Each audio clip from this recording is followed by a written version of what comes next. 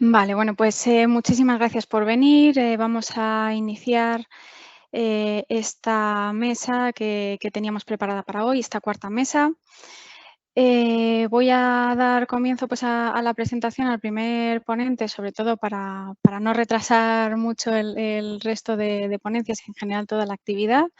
Como ya sabéis, tenemos unos 20 minutos por cada ponente y luego ya al finalizar estas ponencias, pues haremos una especie de turno de preguntas. El que quiera puede ir incluso desde el principio ir poniendo preguntas en el chat, que luego al final de la mesa repasaremos todas las preguntas para poder hacérselas a los ponentes que nos indiquéis, ¿vale? Bueno, pues sin retrasar mucho más esto, tenemos aquí al primer ponente, a David Martín. Muchos le conoceréis seguramente por su cuenta, su perfil en Twitter, el Rolero Viejo.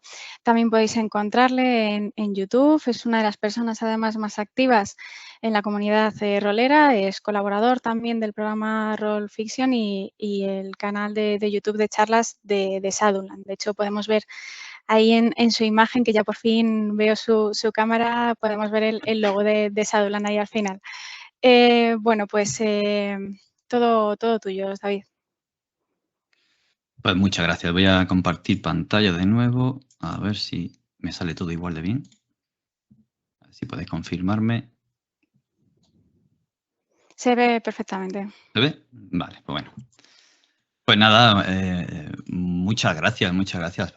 Antes de nada, quiero agradeceros que hayáis querido contar conmigo aquí hoy y me deis esta oportunidad de estar en el Alegat Just Egg de la segunda edición. Vamos, para mí es un lujo poder compartir esta tarde con vosotros y vosotras y escuchar a mis compañeros y compañeras que seguro que tienen muchas cosas que decir interesantes. Lamentablemente he perdido la de esta mañana, pero vamos, seguro que no la pierdo después. Y nada, quería comentaros y hablaros un poco sobre este título que he venido a llamar Llave, Seguridad y Dados, los juegos de rol como herramienta y terapia. Y es que desde que descubrí los juegos de rol, allá cuando Curro cerraba la Expo y Barcelona cerraba unas Olimpiadas muy buenas, pues los juegos de rol me han venido acompañando y han estado conmigo durante mi desarrollo personal. Entonces, han ido surgiendo una serie de preguntas que me han hecho reflexionar sobre los juegos de rol, sobre lo que me han aportado a mí, porque aquí donde me veis ahora, eh, pues bueno, si yo le llego a comunicar a mi yo de hace 20 años o 25 que voy a estar aquí en una charla con vosotros, seguramente se hubiera escondido debajo de la cama y no hubiera salido.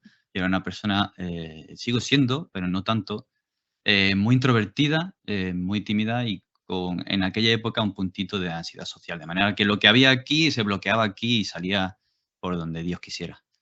Así que a lo largo de este desarrollo, eh, dentro de este marco de los juegos de rol ha habido un momento para mí de analizar, como digo, y reflexionar qué me han aportado a mí, por qué estoy aquí, por qué estoy jugando a rol y a dónde me lleva o qué estoy experimentando con este tipo de juegos.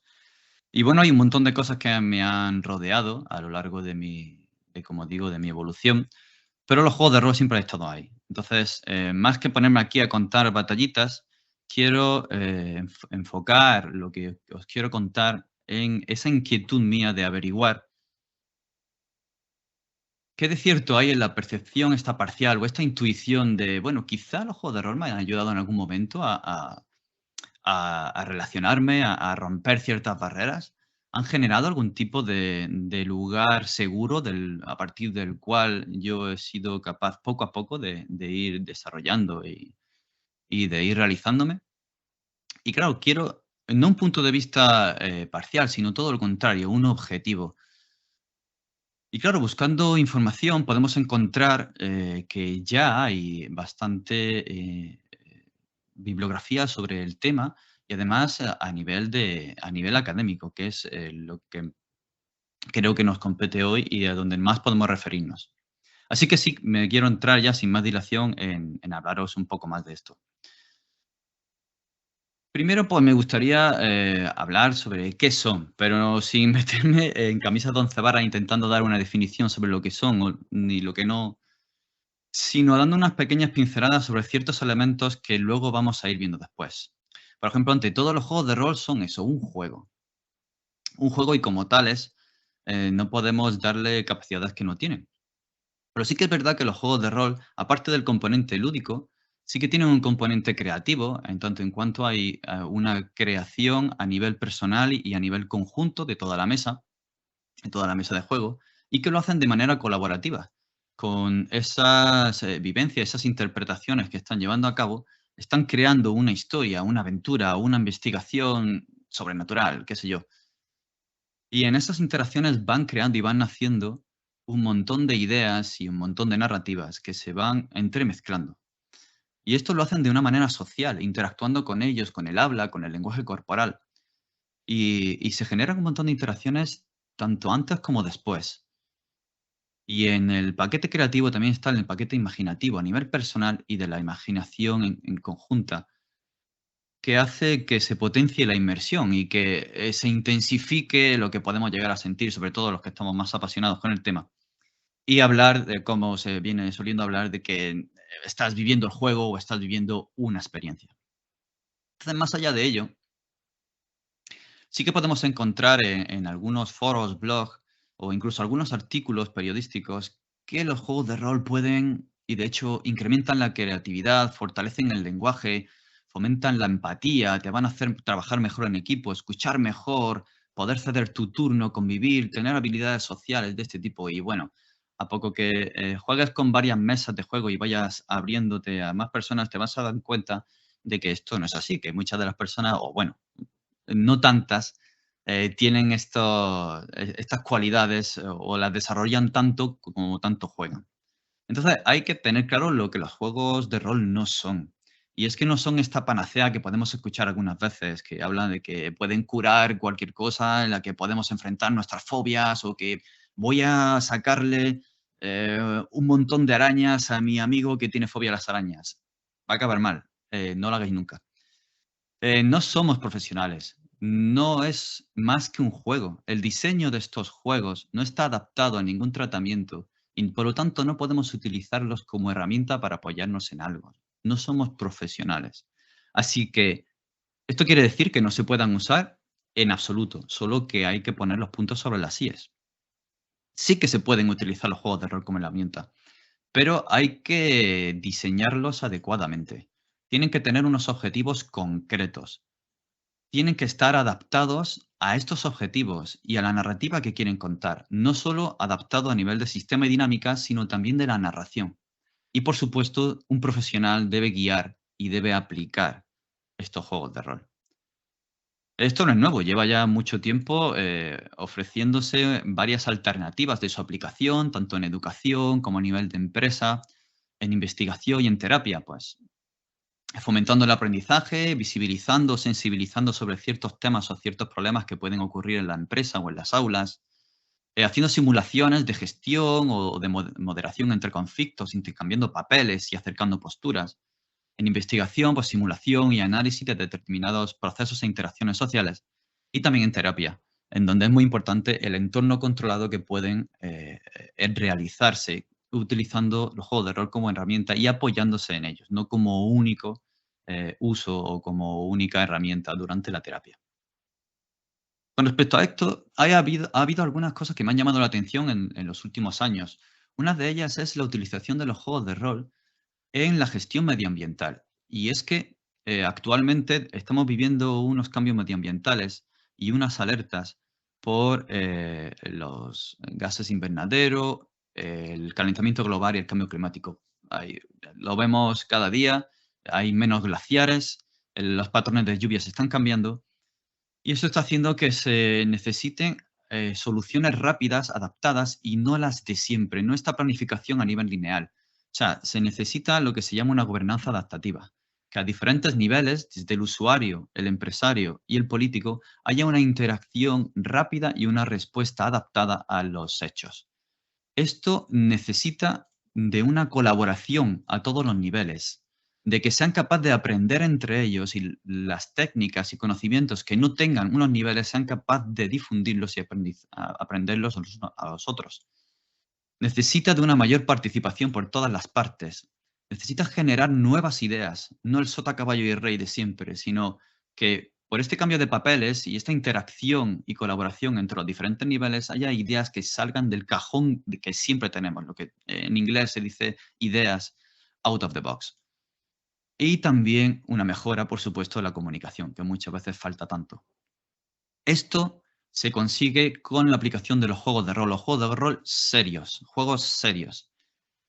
Y ya Edwards y colaboradores en 2019 hizo una revisión de la gran mayoría de los artículos que se estaban publicando y estuvo identificando cuáles son donde más funcionaba y más éxito tenían la aplicación de los juegos de rol en estas gestiones y cuáles eran las características más adecuadas para el diseño de uno de estos juegos. Así tenemos que para que un buen juego sea considerado como tal, su característica, una de sus características principales tiene que ser que haya conflictos y objetivos diseñados específicamente para lo que se quiere conseguir y que los participantes trabajen juntos para su resolución. También tiene que haber ciclos cortos de retroalimentación. Las sesiones no pueden ser largas. Tiene que haber interacción, que las decisiones tengan impacto y que haya un feedback de los participantes en el estudio. Que se mejore la inmersión y el entretenimiento también, porque si están entretenidos van a haber seguramente una mayor motivación y una mayor implicación. Tiene que haber buenos retos y que haya habilidades que se puedan aprender de las interacciones, las discusiones, las dinámicas que se den en el juego de rol y sobre todo que fomente la colaboración entre las partes. Con esto hay algunas de estas aplicaciones de los juegos de rol que ya han evidenciado Edwards y colaboradores y que fue publicado por Salvini y colaboradores en 2016. Y es un caso de lucha contra el cambio climático y el uso inteligente de la tierra en Brasil, concretamente en Apuí, en el Amazonas Sur. Aquí se habían visto que por el aumento de la población y el aumento de la ganadería y la agricultura en la zona, estaban teniendo ciertos problemas.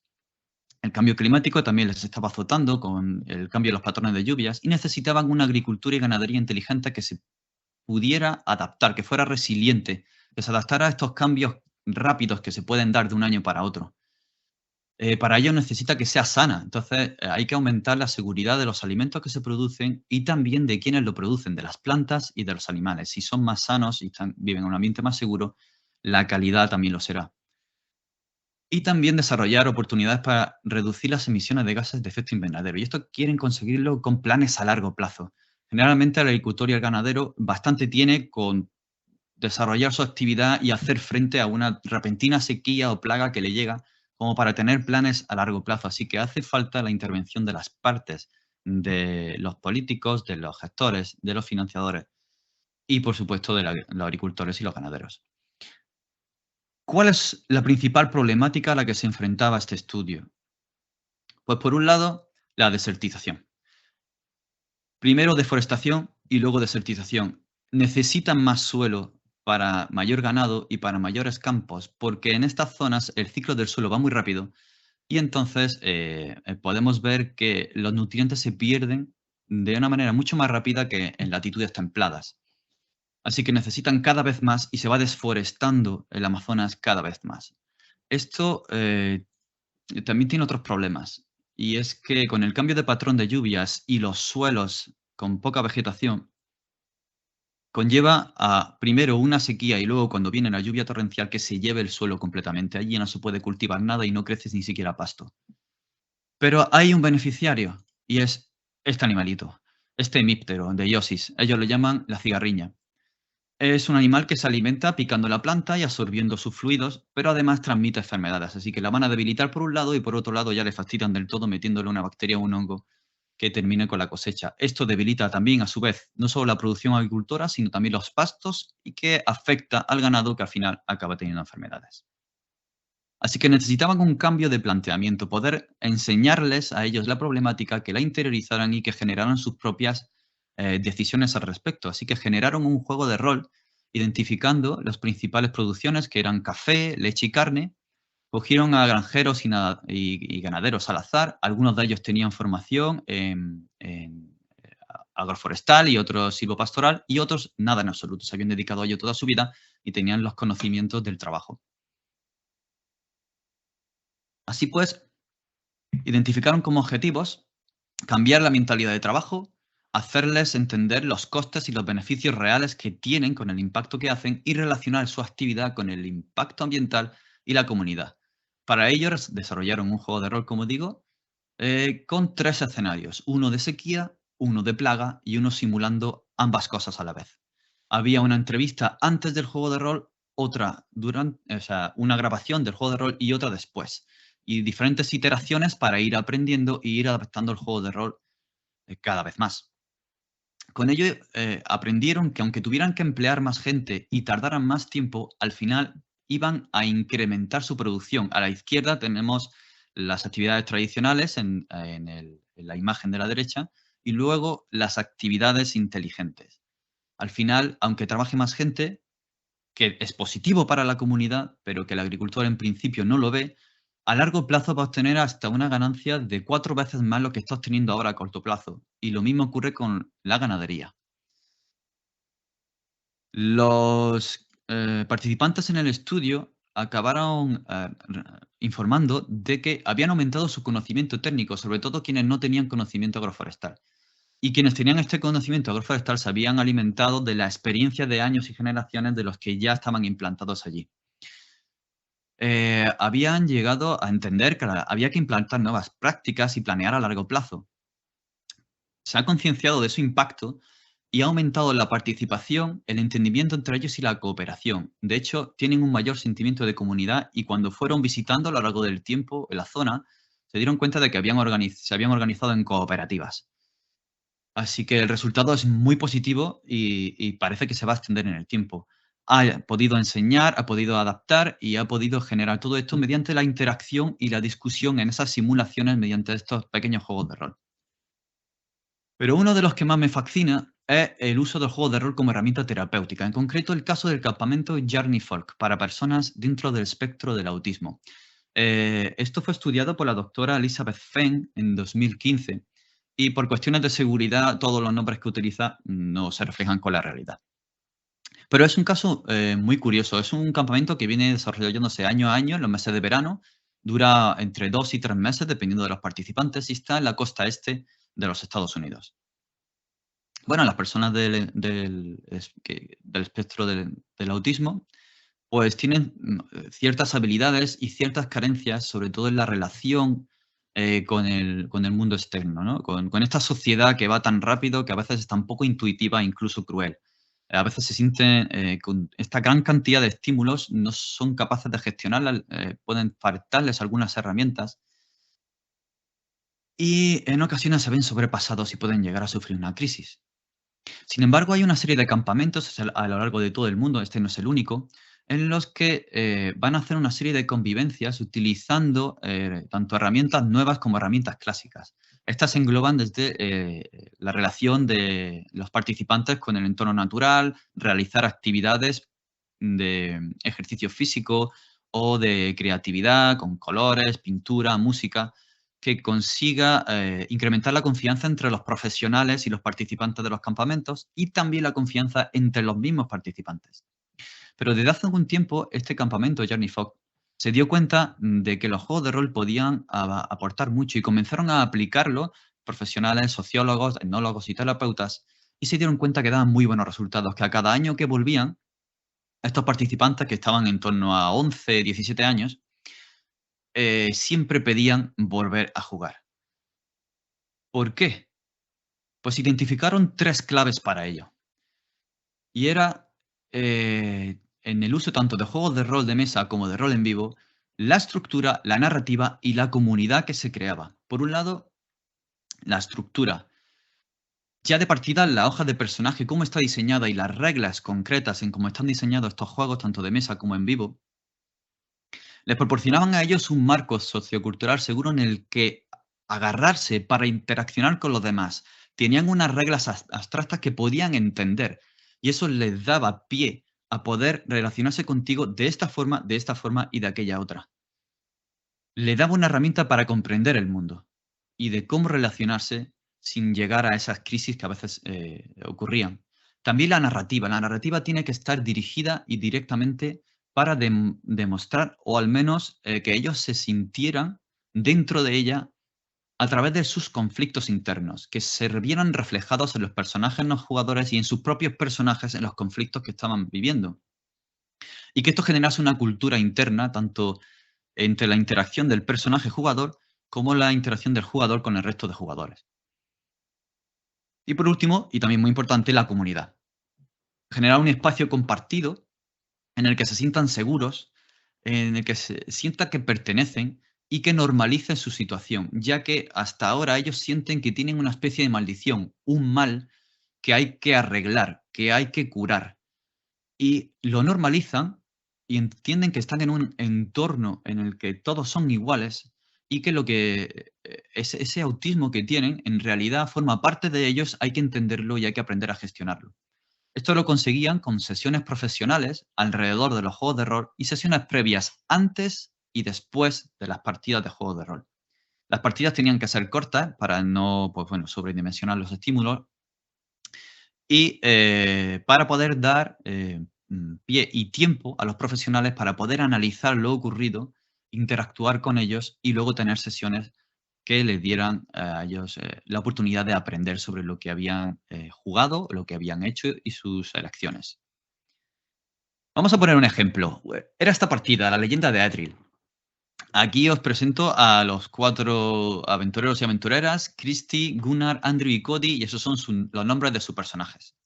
Pues esta leyenda tenía esta narrativa. Era sencilla. El pueblo de Renting ha sido atacado por orcos. El gran héroe Aedril les venció y apresó al rey orco. Luego hubo un accidente, el rey orco se liberó y huyó, y esto estaba relacionado con un terrible golem que había aparecido y que estaba empezando a destruir la ciudad. Era violento, estaba lleno de ira y estaba totalmente descontrolado. Conforme fueron jugando, los aventureros se dieron cuenta de que en realidad se trataba del pueblo del cuerpo de Aedril. Este golem era Aedril, el cuerpo que encarnaba todo lo malo y toda la parte negativa de Aedril. Y que para detenerlo tenían que hacer un ritual para encontrar el espíritu de Aedril, traerlo de vuelta al cuerpo, que convivieran el bien y el mal y poder así integrarse y llegar a la paz. Y eso fue lo que consiguieron. Y esta narrativa es muy importante. ¿Por qué? Porque ya aquí se dieron cuenta desde hacía años que prácticamente todos, bueno, por no decir todos, la mayoría de los personajes reflejaban algo en común. Aparte de todas las diferencias de las personas que están en el espectro del autismo, tenían varias cosas en común que volcaban en sus personajes. Ya desde la creación de cada personaje y era elementos alietantes. Sus personajes o estaban poseídos o tenían un demonio interior o tenían en común un ancestro monstruoso que se manifestaba o eran híbridos humanos e inhumanos con una parte muy mala que se manifestaba. Este conflicto interno estaba relacionado con sus propios conflictos internos y cómo ellos veían el espectro de su autismo. Evidenciaban el descontrol que se producía y que ellos consideraban que era algo especial, pero que venía con un gran coste. Y desarrollaban una identidad de la persona bastante disruptiva. Por poner un ejemplo, Christie definió a Aura Dragonsblood como una niña que estaba estudiando magia oscura en una escuela de magia, pero que tuvo que dejarlo para no convertirse en alguien poderoso, ya que si ella ganaba poder, el demonio interior que tenía también ganaba, y cuando llegara al descontrol podía hacer daño incluso a su familia. Y esto era un reflejo de lo que ocurría cuando ella llegaba a estas crisis en las que explotaba y se veía superada por los estímulos sociales. Y es que Christie era una persona de unos 14 años por aquel entonces, que era incapaz de dar un paso sin haberlo calculado meticulosamente. Era extremadamente educada y antes de hacer nada que se equivocara, se paraba.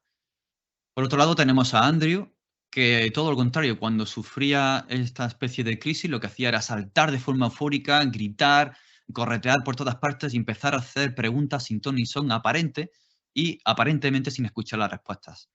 Cody era muy callado, de hecho no hablaba, solo escribía en su diario una especie de novela que llegó a rellenar más de 80 páginas en el transcurso de los 2 meses o 3 de campamento. Y puede que el caso un poquito más extremo sea el de Gunnar. Era un poquito menor de edad, creo que era unos 11 o 12 años, y que cuando se le tocaba o se le hablaba sin tener su permiso, salía corriendo gritando y había que perseguirle y encontrarle porque podía pasarle cualquier cosa. Era capaz de atravesar una carretera sin mirar en absoluto. Y también, incluso en las sesiones de terapia y hablando con los orientadores y los terapeutas, a veces se bloqueaba. Se levantaba de un salto, decía una palabra al azar, por ejemplo, maíz, y vomitaba. Y sin embargo, la doctora Feng fue capaz de, encarnando un personaje no jugador, ya que los terapeutas, los profesionales eran los personajes no jugadores que guiaban todo esto, estaba encargando a un espíritu guía del mundo de los espíritus. Y yéndose con Ferriek, el personaje de Gunnar, tuvo una conversación de más de 15 minutos con él, paseando por el campamento, y mientras Gunnar le iba contando y creando cómo era su casa, la que tenía en su pueblo, los animales de compañía que tenía, las plantas exóticas y fantásticas que había, cómo era la fauna, y ella le iba explicando cómo era el mundo de los espíritus y cómo podía encontrar al fantasma de Aedria. Y fue algo inaudito, jamás había ocurrido eso con Gunnar. Y no solo eso, sino que Christie había aprendido de su personaje y estaba mostrándole a sus compañeros cómo su personaje había gestionado su demonio interior y cómo ella lo estaba intentando en la vida real. Así que pues derivaban y mostraban todos sus conflictos internos a través de los personajes, creyéndose otra persona, pero tan relacionada y tan cercana como ellos quisieran. Y eso les daba un lugar de seguridad desde el que asomarse al mundo y interactuar con los demás. Así que la aplicación de los juegos de rol en este ámbito ha conseguido un entorno seguro para que estas personas que lo tienen a veces tan difícil puedan relacionarse con confianza hacia sí mismos, hacia sus compañeros y hacia los profesionales que trabajan con ellos, motivándolos y haciéndoles participar de forma creativa e interactuar con sus compañeros. Y una interacción que genera una comodidad, una comunidad en la que se sienten integrados, que sienten suya y en la que sienten que no son bichos raros, que no tienen que solucionar nada, sino que aprender a gestionarlo. Y todo esto de una manera integradora, tanto de los juegos de rol como de todas las actividades que allí tenían llevar a cabo. Y para mí, a mí es algo que me enternece y me deslumbra a partes iguales. Así que bueno, como conclusiones, los juegos de rol pueden utilizarse para estas cosas, sí, pero tienen ese potencial de herramienta, pero tienen que ayudarse siempre de un profesional. Ya se están aplicando en diferentes áreas, pero deben de ser diseñados específicamente y adaptados a unos objetivos concretos, con unas narrativas y dinámicas específicas. Se necesita la intervención y la evaluación de estos profesionales durante todo el trayecto de los juegos, y tienen la característica de que pueden crear un marco controlado y seguro donde poder simular y evaluar diferentes escenarios de interés e incluso de estrés. Su aplicación puede generar interacciones que fomenten la participación, la generación de comunidad, el entendimiento entre las partes por el intercambio de papeles y generar un ambiente adecuado para el aprendizaje social y la terapia. Y nada, siento haberme extendido un poco, he perdido la noción del tiempo, pero nada, de nuevo quiero agradecer que me hayáis invitado y la oportunidad de estar aquí para poder hablar de este tema que me apasiona tanto. Muchas gracias. Muchísimas gracias a ti, David. Desde luego ha sido una ponencia muy interesante. Los ejemplos que has traído, la verdad es que son muy curiosos. Mira que cada vez estamos más acostumbrados también a ver el rol y todos los usos que tiene, pero desde luego los ejemplos que has traído son muy interesantes. Vamos a pasar rápidamente al siguiente ponente. Como comentaba al principio, la idea es hacer más adelante una ronda de preguntas, pero al que se le vaya ocurriendo cualquier cuestión la puede ir dejando, ¿vale? en el chat. Voy a pasar a presentar a Michelle González, ya te veo por aquí con la cámara. Es una de las personas también más visibles de la comunidad rolera, lleva el canal de YouTube RolTV y ha puesto en marcha la iniciativa de Rol Academia, con un canal de Discord con multitud de seguidores, y también además es autor de varias aventuras para juegos como Coriolis o D&D. Pues todo tuyo. No sé si tienes alguna presentación, quieres compartir algo Sí, sí que tengo, sí que tengo. Vale. Aquí está. Lo que pasa es que yo la he compartido de forma un poco diferente. Se ve bien de todas formas, ¿Sí? No sé cómo lo ven Vale. los demás. Podemos, si ancláis el perfil, podéis verlo en grande, ¿vale? No sé si alguien más está teniendo problemas. Vale, hay gente que está teniendo problemas para verlo, a ver.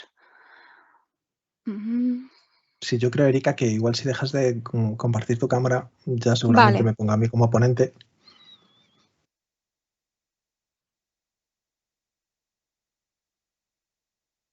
¿Qué tal ahora? ¿Bien? Yo lo veo bien. ¿Los demás? ¿Sí?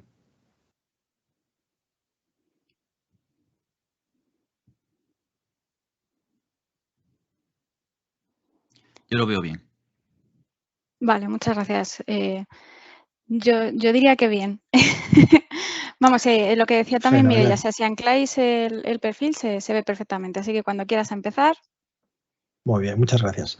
Bueno, lo siento, yo es que la había preparado de forma un poco distinta porque no sabía qué herramienta íbamos a utilizar, entonces de videoconferencia, con lo cual pues quería asegurarme de que se diera la presentación. Soy Mitchell González, gracias por la presentación y por la oportunidad de estar aquí y os traigo aquí 4 datos de mi perfil. Soy analista informático, 24 años de experiencia en informática, 31 años dirigiendo a rol, streamer en el canal de YouTube de RolTV.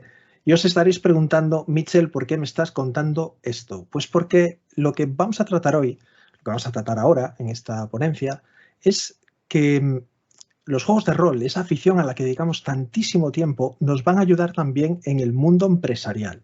Y es que muchas de las competencias que nosotros desarrollamos jugando a rol nos van a ser útiles cuando estemos trabajando en una empresa. Tanto es así que yo desde hace muchísimo tiempo vengo añadiendo en mi currículum, donde pone el apartado de otras aficiones o otras aptitudes, que soy director de juegos de rol. Y en todas las ocasiones, sin excepción, ha sido tratado de forma muy positiva por parte de los departamentos de recursos humanos. Y es que si nos fijamos entre esta imagen en la que se puede ver a un líder de equipo teniendo una charla y una reunión con el resto de sus miembros, no difiere tanto de esta otra, que es una imagen casi icónica dentro del mundillo de Internet en el que se puede ver a una directora de juego dirigiendo una partida de rol a sus amigas. ¿Qué tienen en común? Bueno, está claro que el conocimiento empresarial no, pero hay una serie de dinámicas que sí que se desarrollan dirigiendo a rol que se pueden trasladar de una a otra. Y estamos hablando de las soft skills. ¿Qué son las soft skills? Las soft skills son cualidades personales que se requieren para tener éxito con el trabajo. Se diferencian de las hard skills en que son más subjetivas. No es algo que digas, oye, pues yo tengo un nivel C o un grado C, un grado B en inglés, o tengo tal curso o tal máster en determinada profesión, sino que es la forma en la que nos vamos a relacionar con los demás. Es crucial, evidentemente, esto en equipos de trabajo. No solamente las empresas lo quieren porque fortalecen el ambiente laboral, sino porque además van a suponer un elemento diferenciador, como un valor añadido a la hora de que los empleados se sientan más identificados con la empresa, como vamos a ver ahora. Y es que me gustaría que la siguiente diapositiva, con las soft skills más demandadas, esto está sacado de pues la fuente no la he puesto aquí, lo siento, está sacado de un artículo donde están las soft skills que están más demandadas a día de hoy dentro del mundo empresarial. Me gustaría que las vierais desde el punto de vista de un director de juego, ¿vale? No penséis solamente como un trabajador. Pensad que esto está desde el punto de vista empresarial, pero trasladémoslo a dirección. Y son la creatividad, el pensar fuera de la caja, el aportar ideas originales. Creo que eso es fundamental como cuando diriges a rol y también está muy demandado dentro del mundo empresarial. La comunicación, el saber expresarse con claridad y también de manera asertiva, que todos sabemos que la asertividad requiere ciertos elementos que vamos a ver después, el cómo podemos comunicarnos de manera más adecuada. el liderazgo, el inspirar a tus compañeros, el compartir los conocimientos, el hacer que tu equipo quiera ir aprendiendo contigo y continuar por ese camino que tú vayas a abrirles a ellos. La resolución de problemas. Esto implica una escucha activa. La escucha activa supone no estar ahí esperando a que el otro se calle para poder hablar tú, sino llegar a entender qué es lo que realmente te intenta decir y qué es el fondo que no te está diciendo, ¿no? Todo esto, la resolución de problemas también implica el superar obstáculos de forma tanto efectiva como eficiente. La gestión del tiempo. Saber administrar el tiempo es fundamental, tanto en la empresa como cuando estás dirigiendo a rol. Saber diferenciar lo importante de lo que es urgente. Y lo mismo pasa con el manejo del estrés. El saber actuar de forma serena ante problemas es algo que en el mundo laboral es fundamental y que la mayoría de los directores de rol, cuando estamos dirigiendo y las cosas se complican un poco, tenemos que saber gestionar también. La cultura corporativa, el encajar y adaptarse a la cultura de la empresa. Esto, trasladado al mundo del rol, lo estamos refiriendo a saber adaptarnos a la mesa, a saber entender la idiosincrasia personal de cada uno de los jugadores, del trasfondo del que vienen, de cuáles son sus expectativas, de qué es lo que le gusta y lo que no le gusta, para poder responder de manera adecuada cuando estemos improvisando o dirigiendo esa aventura. La inteligencia emocional. Esto es fundamental, el saber manejar las emociones tanto propias como reconocerlas de los demás y poder accionar en consecuencia, saber lo que se conoce como leer la mesa, saber reaccionar cuando la cosa se está saliendo un poco, cuando alguien se está sintiendo especialmente incómodo, ese tipo de situaciones. La narración. El producir contenidos relevantes es muy importante en el mundo empresarial porque implica cómo vas a estar comunicando tú los avances de tu equipo ante la directiva, cómo vas a estar generando los informes para los clientes o para los stakeholders dentro de un proyecto. Y lo mismo pasa dentro de la dirección de juegos de rol, el producir o el escribir contenidos que sean importantes para tus jugadores y no solamente para ti. La productividad personal, el saber gestionar tareas y entregar resultados a tiempo. Esto sobre todo para quienes escriben aventuras o juegos de rol, el saber gestionar sus tareas, entregar plazos, la responsabilidad que tienes asumida como propia de poder entregar las tareas a tiempo es algo muy importante. Y el pensamiento crítico, el poder efectuar análisis objetivos, el saber evaluar una situación dentro de su propio contexto. Estos 11 puntos, estas 11 soft skills tan demandadas por las empresas, decidme que no están relacionadas con las labores que tiene todo director de juego. Así que es importante que sepamos cuando estamos dirigiendo que no solamente estamos pasando un buen rato. Es cierto que no tenemos por qué enfocarnos en todas y cada una de estas habilidades de manera consciente y de hecho a medida que vas cogiendo experiencia las vas asimilando como propias. Y al final, pues te salen de manera natural. Hablábamos antes de la comunicación, de esa comunicación asertiva. Y están las reglas de las 7 Cs que se llaman. Y que también vais a ver que son muy importantes a la hora de narrar, de describir una escena. Y es que la comunicación tiene que ser clara. Hay que adaptar el mensaje al oyente, incluso el tono, el vocabulario. Y tenemos que asegurarnos de que la persona que nos está escuchando pueda entendernos sin ambigüedades, que sepa exactamente lo que le queremos transmitir. Os recuerdo, todo esto son competencias exigidas o muy demandadas dentro del mundo empresarial. La comunicación tiene que ser concisa, no hay que complicar el mensaje, la retórica tiene que ser la justa, intentar ir al grano. Normalmente dentro del rol las descripciones solemos hacerlas de menos a más, ¿no? De menor grado de detalle y luego ir añadiendo pues, todos los detalles necesarios para que la comunicación sea clara, como decíamos al principio. Tiene que ser concreta. La persona que nos escucha tiene que entender exactamente lo que tiene que hacer, cuáles son sus opciones y qué es lo que esperas de ella. Y tiene que ser correcta. La información que estás transmitiendo tiene que ser adecuada para que esa persona que te está oyendo sepa que la decisión que va a tomar, los datos en base a los que va a tomar una decisión, pues son correctos, son adecuados. Y tiene que ser coherente, evidentemente. Toda la comunicación completa. No puedes omitir ningún detalle importante. Esto se traslada mucho en las escenas de los juegos de rol, ¿no? Al final, muchas veces cuando estás dirigiendo, das una serie de detalles por tono o por ambientación o porque a ti te parecen chulos, pero no estás dando la información importante en base a la cual pueda tomar las decisiones luego los jugadores. ¿No? Pero esto estaba aquí y lo otro estaba allí. Y sobre todo, la séptima, y es cortés. Saber comunicar de manera honesta, de manera amable y con buen tono esa información. El comunicarnos con los demás siendo un ejemplo para ellos al final, ¿no? De tal manera que al final pues lo que tú te expreses, tu forma de expresarte, tu forma de comunicarte se contagie al resto de compañeros de la mesa, tanto en el ambiente laboral como a la hora de dirigir una partida de rol.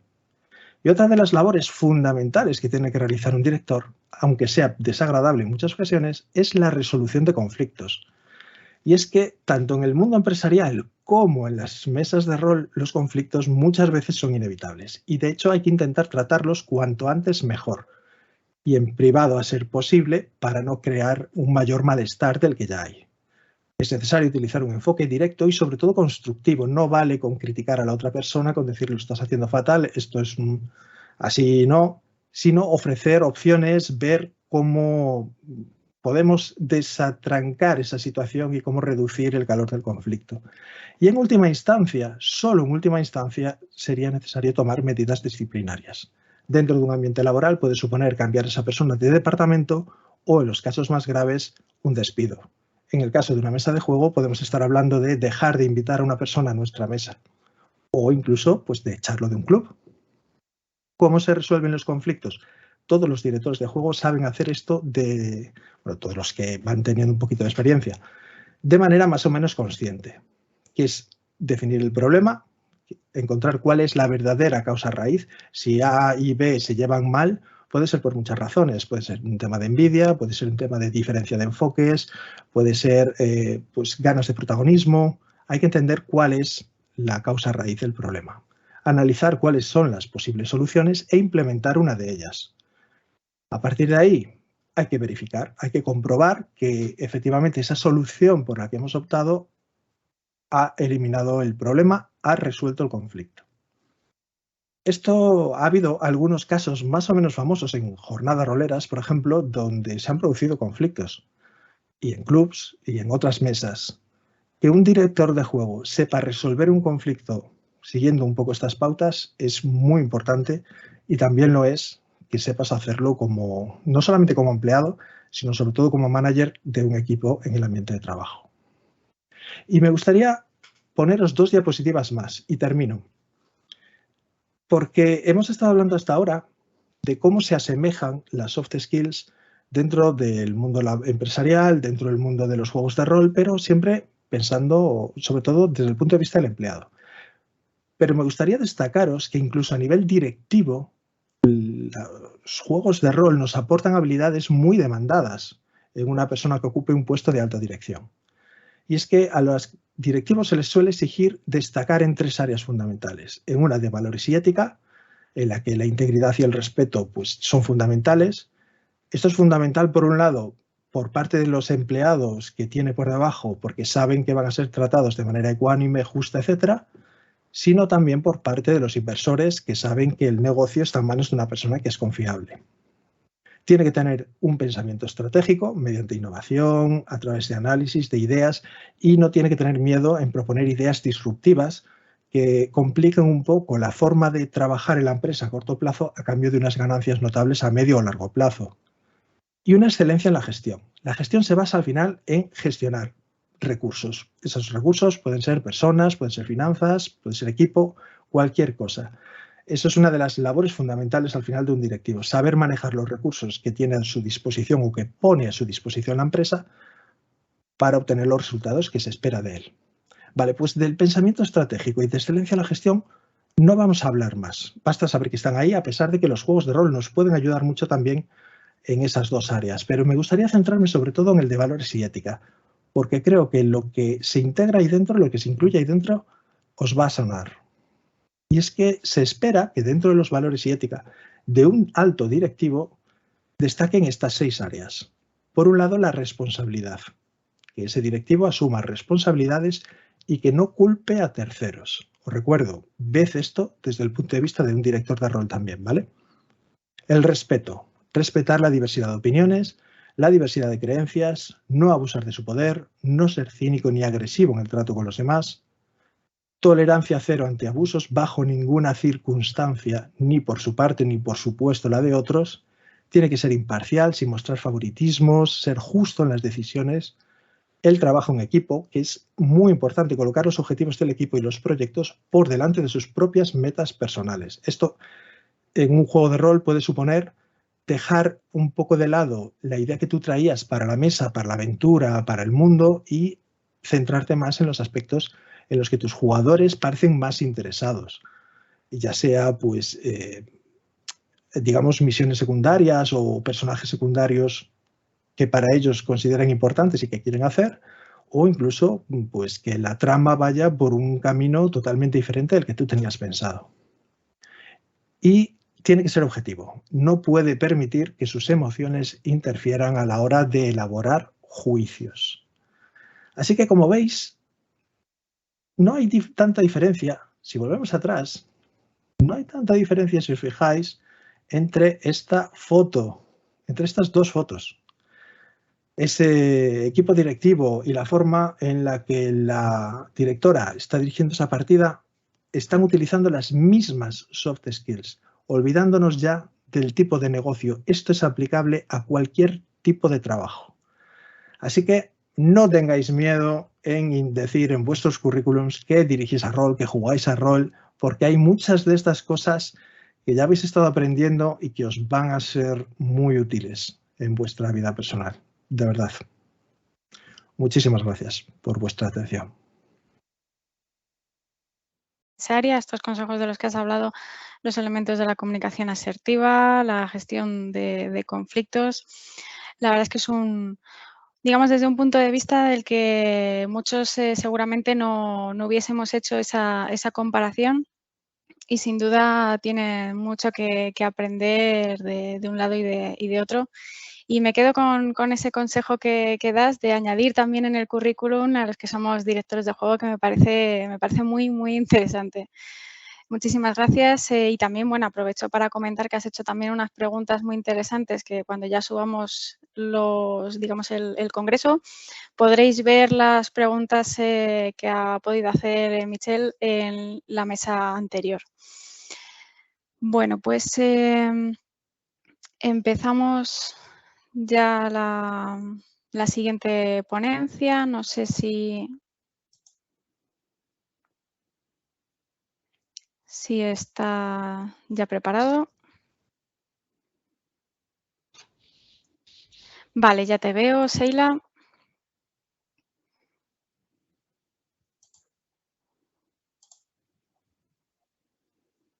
Vale, ¿quieres compartir ya un PowerPoint? Podemos ir aprovechando. Como quieras. Sí, pues si te parece ir subiéndolo ya, creo que tenías, ¿no? Una presentación. Sí. Perfecto. No sé si se ve. Vale, yo lo veo perfectamente. Voy a quitar la cámara. Si alguien tiene algún problema que nos lo comente también, o de voz o por el chat, pero bueno, yo lo veo perfectamente. Bueno, pues aquí tenemos a Sheila Moreno, es trabajadora social en el ámbito sanitario, ha sido presidenta de la Asociación de Rol de la Facultad de Sociología de la Universidad Complutense de Madrid y hoy nos ha traído una propuesta metodológica para el uso del rol en un contexto del trabajador social. Así que nada, te dejo con ellos, Sheila. Pues muchísimas gracias, lo primero de todo, por invitarme hoy.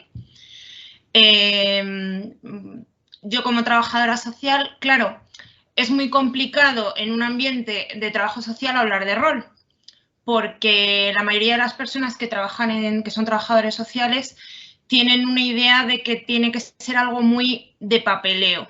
Y para mí el trabajo social tiene otras muchas facetas de las que vamos a hablar ahora.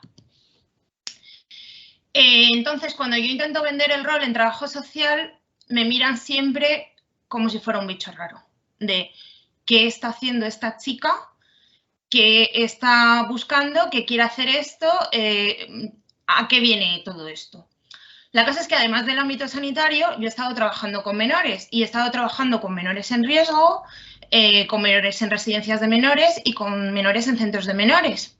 Y claro, es muy complicado hablar con los chavales de los centros de menores o con los chavales de las residencias de menores o con cualquier chaval que tiene una problemática, porque muchas veces tú eres el enemigo. Entonces yo pensé, ¿puedo unir mi trabajo en trabajo social y puedo unir los juegos de rol que llevo años con ello? Y dije, sí, yo creo que puedo.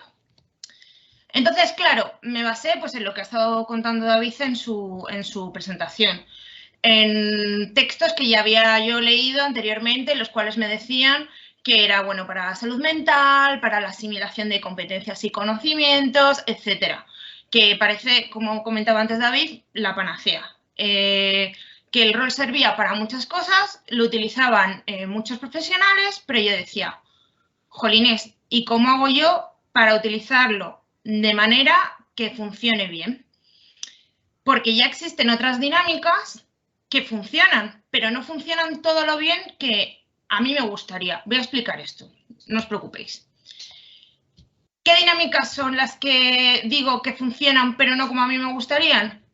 El juego de roles. El juego de roles que no, el juego de roles, de intercambio de roles, las dinámicas de rol consisten en, tú tomas un papel, que puede ser el papel del psicólogo, el papel del profesor, el papel de tu madre, el papel, eso se hace en ciencias sociales muchísimo, tanto en educación, que yo soy también educadora infantil, como en trabajo social, como en muchísimos ambientes, se hace tú tomas el papel de X, yo tomo el papel de Y e interpretamos un rol. En mi caso, por ejemplo, en trabajo social, pues se hacía, tú tomas el papel de drogodependiente, yo tomo el papel de trabajador social, fulanito toma el papel de familiar y lo hacemos. ¿Qué problema le veía yo a estas dinámicas? Pues que alguien decía, hola, soy María, soy drogodependiente. Ah, yo soy Susana, soy tu trabajadora social. ¿Qué problema tienes? Pues que soy drogodependiente y me quiero curar. Ah, bueno, pues esto es lo que puedes hacer. Ah, me curo, bien, mi familia está muy contenta. Y yo cuando veía esas dinámicas pensaba, pero es que esto no funciona así. Una persona drogodependiente tiene un montón de problemas atrás que hay que hablarlos. ¿Cómo podemos hacer esto para que no sea tan brusco? Y sobre todo con menores, ¿no? Que lo notan más aún. Y yo dije, pues sí, claro, a mí me dijeron, no, pero es que si hay un profesional adecuado que sepa llevar estas dinámicas, pueden salir muy bien. Y yo dije, sí, pero una herramienta tiene que poder utilizarla todo el mundo. No solo la puede utilizar la persona que sabe usarla. Entonces yo dije, ups, cáspita, porque el juego de rol no sabe hacerlo todo el mundo. Así que dije, vale, tengo que utilizar el juego de rol que sirva como herramienta, que la pueda utilizar todo el mundo y que además los chavales no se den cuenta de que les estoy dirigiendo, como la persona que le digo al drogodependiente y al trabajador social, venga, arreglad los problemas, no puede ser.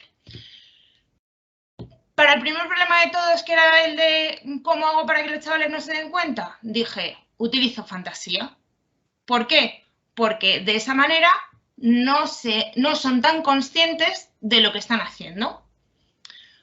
Para el segundo problema, que era no todo el mundo puede utilizar esta herramienta, bien, lo que he hecho ha sido una serie de dinámicas que os voy a explicar ahora.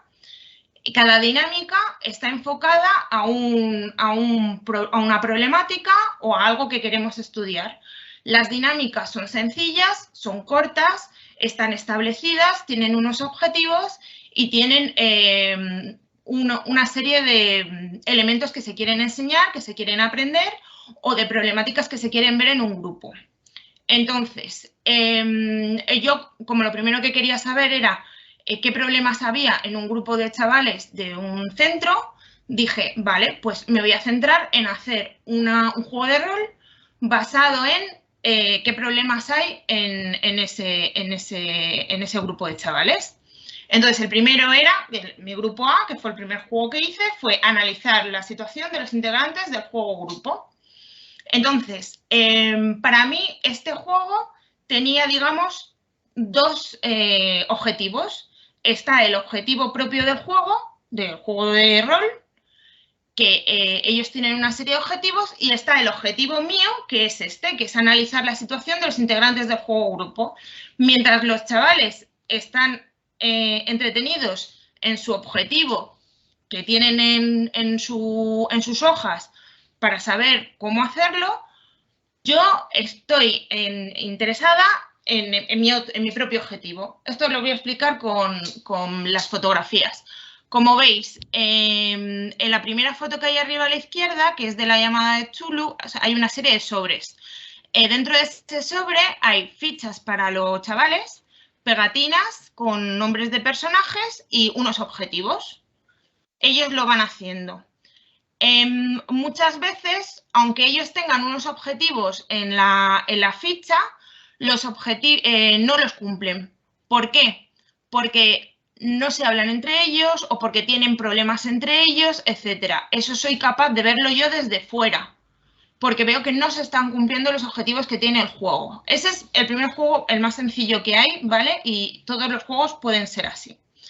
Luego dije, vale, ¿qué problemáticas tengo con otro grupo de chavales? Por ejemplo, detección de conflictos derivados del racismo, el clasismo y la religión. Lo mismo, quiero enseñarles qué problemas hay con el racismo, qué problemas hay con el clasismo y qué problemas hay con la religión. Vale, pues lo que hice fue un juego de rol basado en dragones y mazmorras, en los cuales había un problema que no es el problema que te dicen directamente, simplemente está de fondo en el juego. Entonces, ellos juegan buscando los objetivos del juego y de repente, cuando han acabado, les dices, pues mira, esto te ha ocurrido porque esto es una situación racista, esto es una situación clasista y esto es un problema de religión. Entonces, ellos, mientras están jugando, no son conscientes de lo que están aprendiendo, porque están jugando, están centrados en lo que pone en mi ficha, voy a lograrlo, voy a conseguirlo, pero cuando sale a la luz cuál ha sido lo que queríamos nosotros por fuera, nuestro verdadero objetivo de la dinámica, dicen, hoy va, pues me he sentido muy mal por esto y resulta que esto, por lo que me he sentido yo mal, es lo que sienten las personas por ser diferentes en cuanto a clasismo o religión. El siguiente grupo la siguiente dinámica que hice fue educar en detección de conflictos de género. Esto fue con el juego de rol de 5 anillos. Simplemente puse que unas personas que eran mujeres lo tenían más complicado para lograr ciertos objetivos que los hombres de la partida. En principio no se daba cuenta porque los papeles son intercambiables. Yo doy papeles de chico a chica, los papeles de chica a chicos y los voy cambiando. Entonces, ellos cuando juegan el papel no se dan cuenta de por qué tienen más desventajas que ellas, hasta que luego hablamos sobre la dinámica y dicen, uy, va, pues es verdad, pues esto ha sido porque era mujer. No me lo esperaba. Como no es nada de lo que se ve a simple vista, pues claro, no son conscientes desde ellos hasta que luego hablamos sobre qué ha pasado, por qué ha pasado esto. La siguiente dinámica, por ejemplo, fue comprender la situación de disforia de género. Esto lo utilicé a través del juego de rol de vampiro, en el cual, bueno, seguramente muchos de vosotros habréis jugado. Hay un momento que es la diablería, en el cual te intentas conseguir el alma de otro vampiro, ¿no? Alimentarte de ella, pero puede haber un momento en el que no salga bien la cosa y termines en el cuerpo equivocado. Desde este punto de vista de vampiros, contando toda la historia de vampiros y demás, un chaval que juega la diablería que ha salido mal, puede ver qué problema ocurre con la disforia de género cuando sacamos a la luz que ese era el objetivo real de la dinámica. Otra dinámica, integrar a una persona introvertida en un grupo. Hay un grupo en el cual se ha dado una serie de objetivos para una mazmorra para luchar contra unos orcos, unos vampiros, etcétera, y entonces tienen material y tienen que dividirlo. Hay una persona que se le ha pedido en su hoja que si no le piden las cosas directamente y le piden por favor, etcétera, una serie de indicaciones, no puede decirlo, ¿vale? Nunca consiguen ese objetivo. No lo consiguen porque nuestro objetivo real es que se den cuenta de que si no le piden las cosas a otras personas que les cuesta más llegar a hablar o a integrarse en el grupo, se están perdiendo mucho de ese grupo. Entonces, todas estas dinámicas que he ido haciendo a lo largo de los años las he ido perfeccionando, he ido trabajando con diferentes grupos y mi idea es que el día de mañana cualquier persona que sea trabajador social y que quiere ver un problema en el grupo o en un grupo de chavales o no chavales, o que quiera trabajar sobre un tema en específico, como puede ser pues, la disforia de género, o como puede ser el medio ambiente, que también tengo alguna dinámica, o como puede ser la violencia de género, que también hay dinámicas, puedan hacerlo a través del rol de una manera fantástica en las que para ellos sea un juego en el que se diviertan, pero luego de fondo el objetivo real sea otro. Y que cuando se presenta ese objetivo hayan aprendido de verdad. Porque si yo hago el papel de persona drogodependiente y tú haces el papel de trabajador social o haces el papel de familiar, al final siempre se va a resolver ese conflicto, no han aprendido nada. Pero si tú haces el papel de elfo que están todo el rato torturando porque, ay, ponte las orejas de tal manera, ay, tapate no sé qué, en el juego, porque es un juego, luego de repente cuando ven cuál ha sido la realidad, dicen, pues caramba, la realidad era completamente distinta. Sirve muchísimo para chavales que están en conflicto, les viene súper bien porque es una manera divertida en la que aprenden cosas, empatizan muchísimo y es una manera que he logrado que personas que normalmente no interactúan en este tipo de actividades porque les parece un rollo o porque no son juegos, no suelen participar. Si no les digo qué hago, jugamos y luego se les explica, es mucho mejor y se llega mejor a ellos. Y bueno, pues esta ha sido mi presentación. Muchísimas gracias, Sheila. La verdad es que es un trabajo muy interesante y quien hemos tenido la suerte además de poderte verte en acción, pues la verdad es que pues hace bastante ilusión. Ya en la ronda de preguntas te haré algún comentario. Pasamos a la siguiente, al siguiente ponente que tenemos. No sé si ya lo tenemos por aquí, justo. Molina. Hola, ¿qué tal? Hola, vale, te oigo. Bueno, pues damos la bienvenida a Justo Molina, del canal de YouTube de Complejo de Máster, colaborador habitual además de la mazmorra de Pacheco. Estamos además muy contentos de poder contar con él también en esta edición. Recordamos que ya participó en la primera edición de este congreso y bueno, pues en esta ocasión va a hablarnos sobre la narrativa embebida y emergente en los juegos de rol. Bueno, antes de nada también dar las gracias por estar aquí otra ocasión, que bueno, pues es un lujo total. Voy a compartir mi presentación, que se vea todo bien y vale. a menos que alguien me lo impida, pues voy a empezar con mi historia. Si quieres pasar una diapositiva o dos para asegurarnos de que se ve bien, vale, perfecto. Como decía Albert, no va a ser que nos pase como el año pasado. Muchas gracias. Nada, todo tuyo, es justo. Bueno, muchas gracias. Pues la verdad es que yo quizá me voy a desmarcar un poco de las ponencias hasta ahora en esta mesa que nos hablaban de esa utilidad que tiene el rol. La verdad es que me ha encantado. Yo, que trabajo en un colegio que es centro preferente de alumnos TEA, pues la historia que nos ha contado David me ha parecido flipante y bueno, pues lo de Sheila usando la diablerie para disforia de género, o sea, que me parece sublime. Yo la verdad es que lo estaba flipando también y Mitchell me ha explicado por qué he conseguido un puesto de trabajo. Así que, bueno, pues con eso ya me estoy satisfecho. Pero yo vengo a contaros aquí una historia de cómo se cuentan historias con los juegos de rol, que también, bueno, pues puede ser otra utilidad que le demos, que no por evidente, pues deja de ser menos importante y vamos a ver aquí que también emergente, incluso.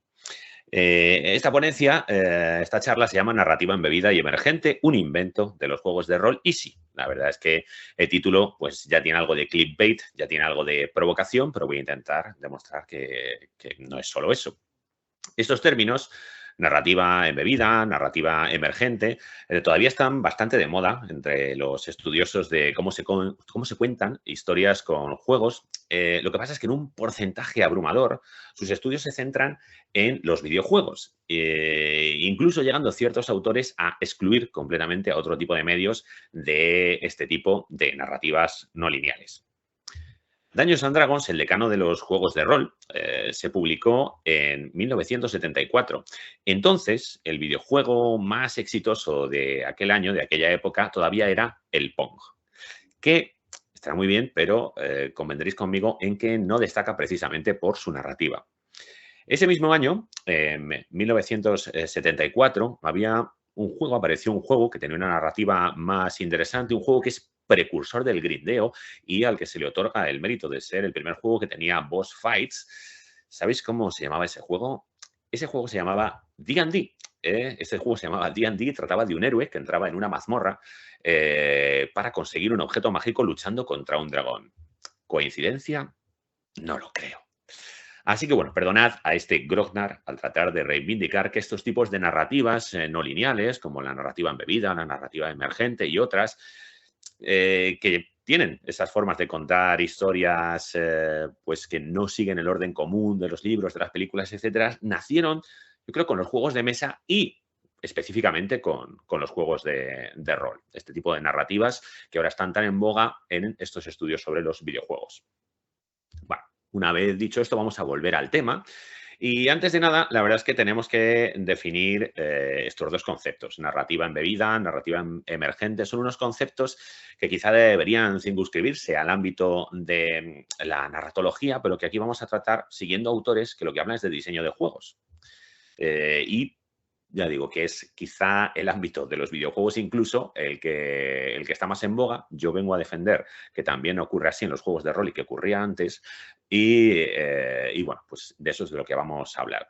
Antes de nada, tengo que hacer un disclaimer. Yo no soy experto en narratología, yo no soy experto en diseño de juegos. Estoy tentado de decir que no soy experto de nada, pero bueno, soy un divulgador de los juegos de rol, como eso me voy a quedar.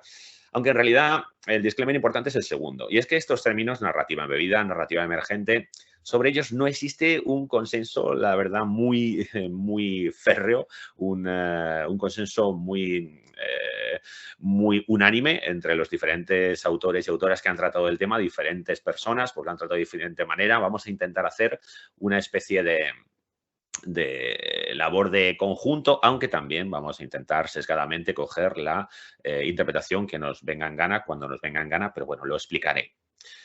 Como divulgador que ya he dicho que soy, pues voy a citar a otra divulgadora antes de empezar, a Samantha Sempere, en cuyo blog The Game Junkie, pues ahí publicó un artículo que se llamaba Narrativa embebida y emergente, profundizando en la creación de universos jugables, donde explica estos conceptos y seguramente pues de manera mucho mejor de lo que voy a hacer aquí yo, muy sencilla, con fuentes muy fiables, con lo cual, pues bueno, pues primero os lo recomiendo. Bueno, pues vamos a hacer esas definiciones y empezar a hablar de estos conceptos. ¿Qué es la narrativa embebida? Bueno, pues embebida viene evidentemente del inglés embed, digo evidentemente porque bueno, suele venir la mayoría de los términos de ahí, y esto se traduce pues embebido en español, que es del verbo embeber, y ahí pues me voy a centrar, aquí cogiendo la RAE, en dos definiciones que a mí me parecen interesantes o que yo voy a usar. La primera es, dicho de una cosa inmaterial, incorporar o incluir dentro de sí otra. Una cosa inmaterial como sería una historia, una narración, y también encajar, embutir o meter algo dentro de otra cosa.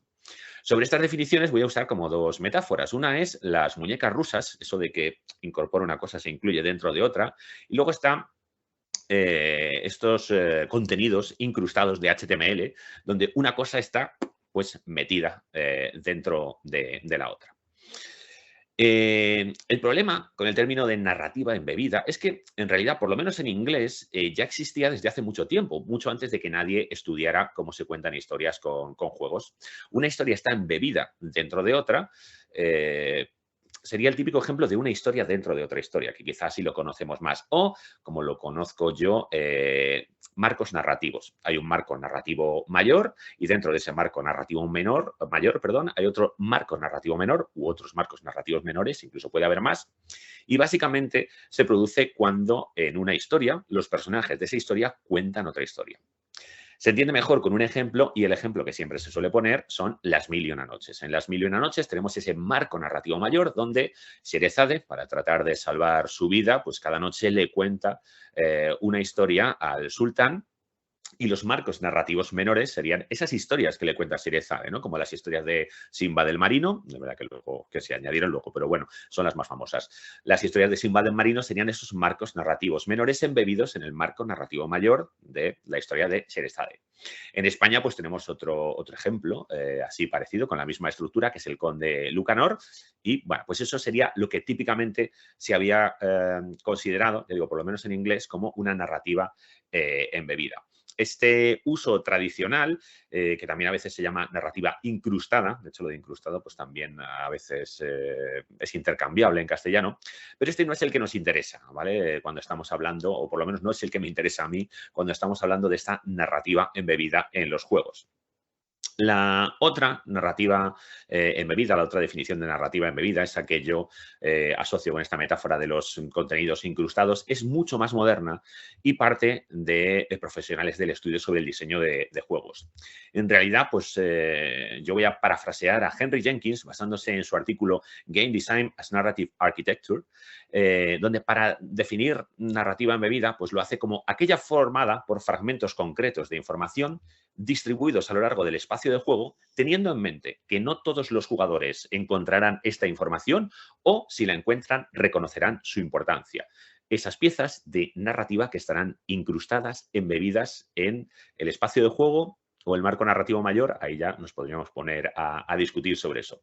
Así que existirían dos tipos de narrativa, una más cercana a la narrativa lineal convencional, que solemos identificar con la historia del juego, por lo menos la historia principal, y otra narrativa embebida o incrustada dentro de la principal, que no es estrictamente necesaria para completar el juego de manera satisfactoria y cuyo descubrimiento depende de las decisiones, ya sean conscientes o inconscientes, de los jugadores durante su experiencia de juego. Mi ejemplo favorito dentro del mundo de los videojuegos, que yo digo que es el primero que se toca antes de pasar a los juegos de rol, pues son los juegos Dark Souls y Hollow Knight para este tipo de narrativa. A mí lo que me encanta de estos juegos en cuanto a la narrativa embebida es esa manera de añadir historia adicional o lo que solemos llamar lore a través de las descripciones de los objetos del inventario. Hollow Knight lo hizo primero, pero, Dark Souls lo hizo primero, pero Hollow Knight lo hace también pues, de una manera soberbia. Un jugador o una jugadora no están obligados a coger ese objeto. Si lo cogen, no están obligados a revisarlo en el inventario y si lo hacen, no están obligados a leerse la descripción de ese objeto y ver ese lore, esa historia que está jugando. Hay personas que pueden pasarse el juego y ser unos expertos en Dark Souls y no haberse leído nunca las descripciones de los objetos y le importan un bledo. Y otras personas como yo que lo que decimos es saber cuándo dejo de matar para poder leer más cosas, ¿no? Pues eso es una decisión de la persona que está jugando y eso es lo que yo voy a llamar pues narrativa embebida aquí. Estoy haciendo un poquito truco de trilero, ahora ya sí que lo digo, para quedarme con esta interpretación de la narrativa embebida que más me convence, pero hay otras. Realmente yo en realidad lo que estoy considerando como narrativa embebida per se es lo que la lingüista y diseñadora de juegos África Curiel denomina narrativa embebida implícita. En su ponencia Narrativa Emergente y Narrativa Embebida, que hizo en la Málaga Jam en 2016, realiza esta distinción que a mí me parece fundamental. Y yo esta narrativa embebida implícita es la que para mí es la verdadera narrativa embebida, o la que yo voy a considerar narrativa embebida. He dicho que alguna vez pues voy a tomar las cosas como a mí me parece. Por cierto que esta ponencia está en YouTube y también la recomiendo mucho. Y aquí es donde voy a volver a Dungeons and Dragons. Si es evidente que Hollow Knight se basaba en Dark Souls, también lo es que los Souls se inspiran en una tradición de videojuegos RPG que a su vez se inspira en toda una tradición de juegos de rol, la cual se inicia, como hemos dicho, al menos de manera comercial, con Dungeons and Dragons en 1974. Lo que quiero compartir con vosotros hoy es que ese uso de la narrativa embebida es uno de los pilares de las creaciones de módulos de Dungeons and Dragons desde los 70. De hecho, yo diría que incluso estas etapas primitivas del rol son un ejemplo paradigmático de aprovechamiento de este recurso. Por supuesto que los autores de TSR no conocían el término narrativa embebida, o por lo menos no lo conocían como lo estamos usando ahora, pero la técnica de distribuir por el dungeon fragmentos de información que pueden ser encontrados o no, que pueden ser entendidos o no, y que aunque aportan a la narración, no tienen nada que ver con la historia principal, no aportan nada en ese sentido, es una constante de muchas de las aventuras de aquella época fundacional. Se ha acusado muchas veces a estas aventuras de no tener historia, o a menos de tener historias muy simples, excesivamente simples, simplistas. Sin embargo, muchas de estas aventuras exhiben un conocimiento intuitivo, si se quiere, de cómo se cuentan historias de manera no lineal, mientras que algunos módulos futuros lo que hacen es imitar a las novelas, imitar a las películas, imitar a las series, haciendo eso, intentando encajar esa narrativa más lineal, ¿no? Y ahí podríamos tener problemas como los que ha hablado Albert antes, en un juego de rol. Para algunos, esa es una forma menos rolera. Yo no voy a entrar en esa polémica porque a mí me gusta todo, me gusta usar este tipo de narrativas a lo mejor más roleras, si queremos ese término poco científico, y también me gusta imitar a las obras lineales, pero sí que hay una diferencia y sí que en esta época setentera, ochentera, pues yo creo que se estaba usando quizá, ya digo, de manera intuitiva, este tipo de narrativas distintas. Vamos a poner un ejemplo. Para ilustrar estas ideas usaremos el Santuario Oculto de Tamoachan, un módulo escrito en 1979, aunque fue publicado por primera vez en 1980, acreditando a Harold Johnson y Jeff R. Leeson como sus autores. Es un módulo que completamos en la mazmorra de Pacheco y por eso lo cito aquí. Es una de nuestras aventuras más exitosas y jugándolo, la verdad es que redescubrí un poco esta emoción de lo que estoy hablando, de leerte un módulo que la historia realmente no tiene nada que ver con la historia. Ahora pues hablaremos sobre eso. Y es un módulo que ha tenido muchas ediciones durante los años, prácticamente creo que tiene una edición en todas las versiones de Dungeons and Dragons y ya digo, la experiencia de jugar a este juego y acordándome también pues, de este otro tipo de videojuegos, para mí ha tenido esa resonancia. La narrativa principal de esta historia pues es muy fácil, es la siguiente. Un grupo de aventureros huyendo de unos enemigos vislumbran en la lejanía una pirámide escalonada. Van corriendo hacia ella para escapar de sus enemigos y buscar un poco de refugio, pero el suelo se abre bajo sus pies, caen a una cámara subterránea. Enseguida descubren que forma parte de un complejo subterráneo mayor, pero que tanto esa cámara como todos los túneles y salas que componen el complejo están llenos de un gas venenoso. Y pues ahí se crea la historia principal, esta narrativa principal lineal, que es conseguirán nuestros héroes salir por esa pirámide escalonada, salir de ese complejo subterráneo antes de morir envenenados por el gas. Pues sí, evidentemente es una historia bastante sencilla, es una especie de survival horror donde pues, se entra por un lado y se sale por el otro, no puede ser más lineal. Pero lo que resulta más interesante de este módulo es precisamente esa narrativa embebida, esa narrativa incrustada. En el Santuario Oculto de Tamoachan se nos presenta por primera vez la cultura Oldman del mundo de Greyhawk. No había aparecido en ningún suplemento, no, es aquí y después de aquí se creará a partir de esta narrativa embebida. Se nos habla de la diosa vampira Zotzilaja, de sus adoradores, sus enemigos y de muchas cosas más, pero ninguna se presenta de manera directa, ni tiene que ver con la trama principal. Lo más probable es que las personas que jueguen se pierdan gran parte de esa información que por otro lado, en muchos casos, pues van a tener que deducir, prácticamente deducir o inducir de pistas que ofrece el entorno. Las evocadoras historias de Tloque Popolocas, de Zipactonal y Oxomoco o de Silonen nunca son contadas realmente. Siguen intrigando a las jugadoras y a los jugadores, ya se hayan enfrentado a la versión original o a la adaptación incluida en Historias del Portal Voltezante en la última quinta edición. Bueno, vamos con la narrativa emergente después de haber dado esta pincelada sobre la embebida. El término es mucho más moderno y más unívoco en cuanto a que no ha sido usado pues, anteriormente, se atribuye su creación precisamente a la profesora Ruth Aylett en su artículo Narrative in Virtual Environments Towards Emergent Narrative, donde además de narrativa emergente, habla de otro de sus campos de estudio favoritos, los Teletubbies. Tenía que decirlo, y mirando los Teletubbies ahora parecen una versión británica y siniestra del juego del calamar. Pero bueno, esa es otra historia. Aunque Ruth Aylett, que es una genio, por supuesto, pues parece ser que tiene ese marchamo de ser la creadora de este término de narrativa emergente, como los vamos a usar, yo voy a usar la definición de TV Tropes, que me gusta bastante, no de manera sorprendente, de TV Tropes, que me parece que hace un trabajo de síntesis genial, a la vez que cita otro artículo muy interesante, que es el de Open Design Challenges for Interactive Emergent Narratives, de James Owen Ryan, Michael Mateas y Noah Wardip-Frein. Y aquí en TV Tropes, pues traduciendo libremente esta definición, sería algo así como cualquier historia dentro de un juego que no ha sido escrita o embebida, dicen ellos, por los creadores del juego, sino que emerge de la interacción de los jugadores con varios subsistemas del juego. Más concretamente, la narrativa emergente se produce cuando el jugador reconoce e interpreta eventos que suceden dentro del espacio de juego como parte de una narrativa en curso y proyecta sus propias emociones en los personajes dentro del juego. Le digo, es que esta definición me gusta bastante.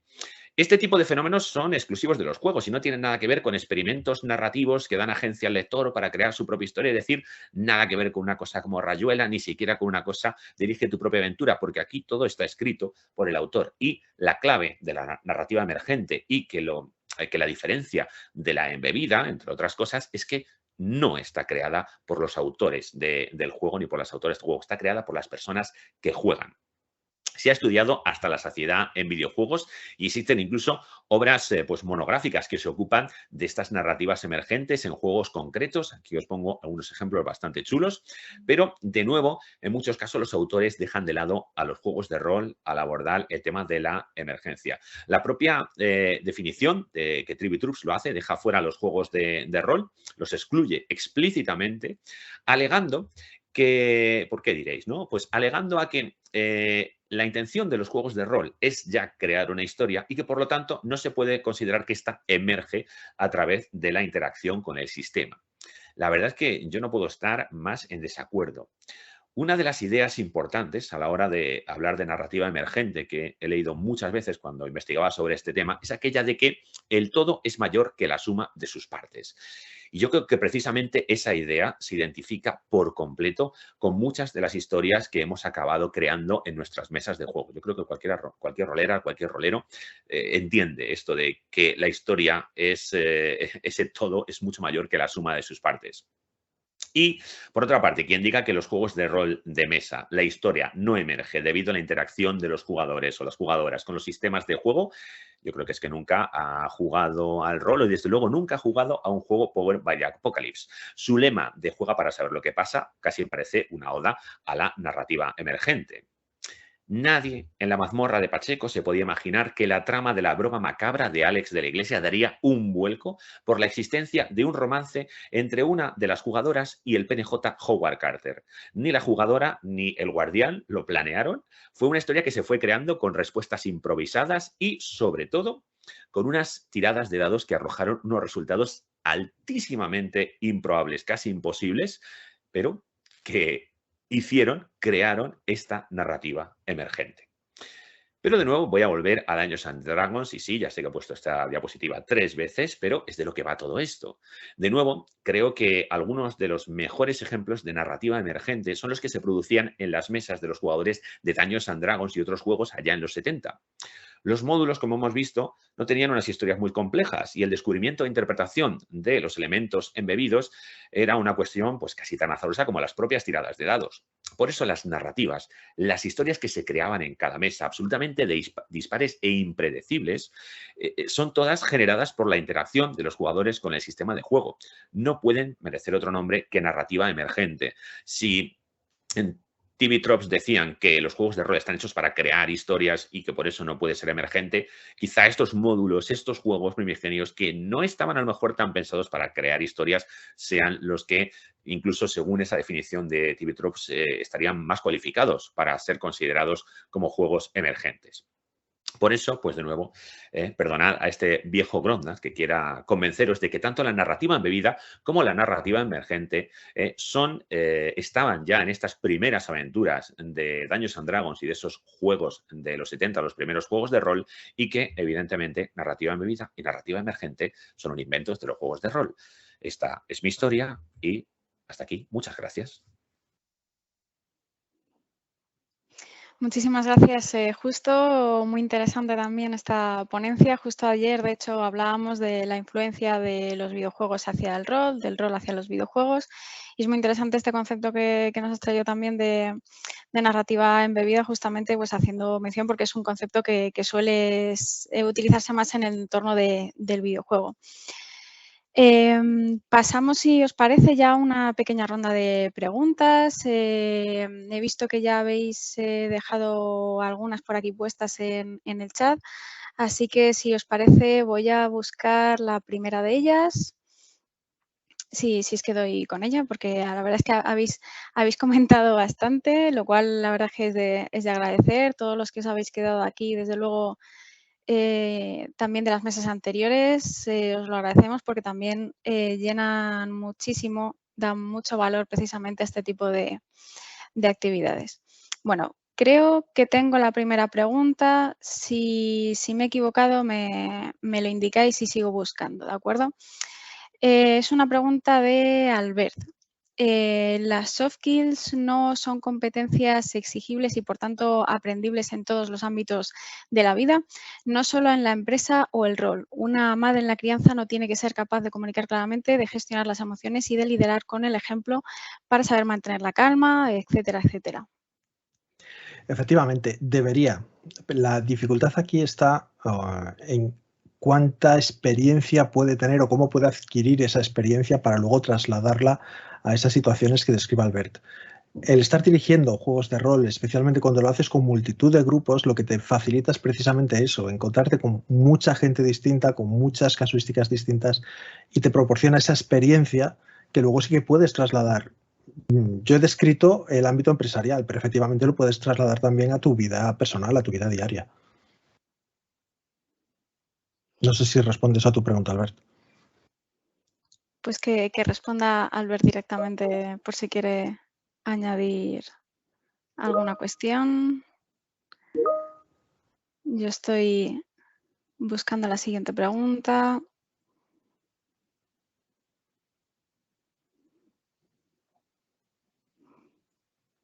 Bueno, acá estoy viendo que Albert además ha preguntado bastante. Muchísimas gracias, Albert, de nuevo, insisto.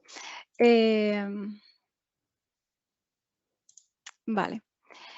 Nos pregunta también Albert, ¿has pensado en publicar, bueno, esto es para Seila, ¿has pensado en publicar estas dinámicas igual que con el compendio femenino de No Solo Rol?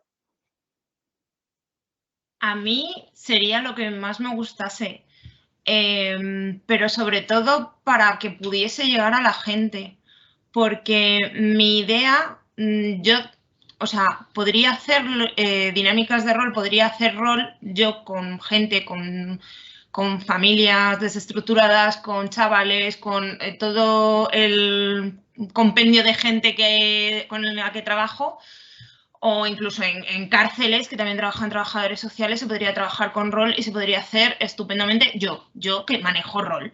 Pero mi idea no es hacerlo yo. Mi idea es que cualquier trabajador social que quiera o cualquier profesional que crea que puede utilizar estos conceptos o que quiera hacer un poco de trabajo social, ¿no?, en su vida a día y con el rol, pueda hacerlo sin necesidad de ser un máster o de tener ni idea de rol, que pueda leerlo y que sea algo tan sencillo, que es lo que tengo yo, lo tengo muy sencillo, para que todo el mundo lo entienda, para que sea sota, caballo, rey. Y además, como están hechas muchas veces, se ha visto los problemas que hay con algunas, se eliminan. Esta funciona muy bien, pues lo repetimos con un grupo distinto. Bien, porque en el fondo son herramientas. Y son herramientas, ¿por qué? Porque las puede utilizar cualquiera. Y esa es mi idea. Mi idea es que salgan bien porque se han repetido tantas veces que ya sabes que funcionan.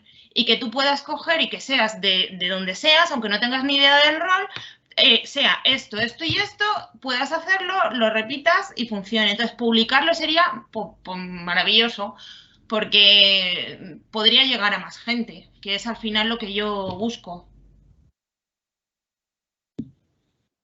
Muchísimas gracias, Sheila. Voy a pasar a la siguiente pregunta. Leandro, pregunta para Justo.